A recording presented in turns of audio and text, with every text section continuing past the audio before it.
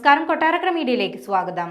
ബോബി ചെമ്മണ്ണൂരിന് കാക്കനാട് ജില്ലാ ജയിലിൽ വഴിവിട്ട സഹായം ചെയ്ത സംഭവത്തിൽ മധ്യരേഖ ജയിൽ ഡിഐജിയെയും കാക്കനാട് ജില്ലാ ജയിൽ സൂപ്രണ്ടിനെയും സസ്പെൻഡ് ചെയ്യാൻ ശുപാർശ.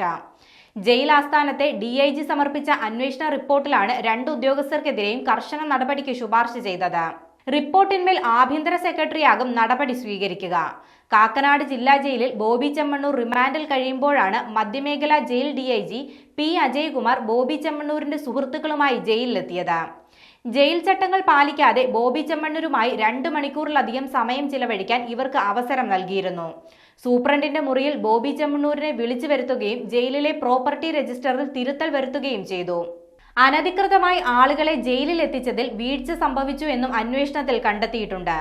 ഡിഐജിക്കെതിരെ ജയിൽ സൂപ്രണ്ട് ഒഴികെയുള്ള ജീവനക്കാർ മൊഴി നൽകുകയും ചെയ്തു. ഈ അന്വേഷണത്തിന്റെ അടിസ്ഥാനത്തിലാണ് ജയിൽ സൂപ്രണ്ട് രാജു അബ്രഹാം, മധ്യമേഖലാ ജയിൽ ഡിഐജി പി അജയ്കുമാർ എന്നിവരെ സസ്പെൻഡ് ചെയ്യാൻ റിപ്പോർട്ട് നൽകിയത്.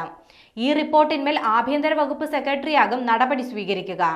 സർവീസിൽ നിന്നും വിരമിക്കാൻ 6 മാസം മാത്രം ബാക്കിയുള്ളപ്പോഴാണ് മധ്യമേഖലാ ജയിൽ ഡിഐജിക്കെതിരെ അച്ചടക്ക നടപടിക്ക് ശുപാർശ ചെയ്യുന്നത്. ബോബി ചെമ്മണ്ണൂരിന് ജയിലിൽ വഴിവിട്ട സഹായം ലഭ്യമായ സംഭവത്തിൽ സാമ്പത്തിക ഇടപാടുകൾ ഉണ്ടായിട്ടുണ്ടോ എന്ന് പരിശോധിക്കണമെന്നും റിപ്പോർട്ടിൽ ശുപാർശ ചെയ്തിട്ടുണ്ട്.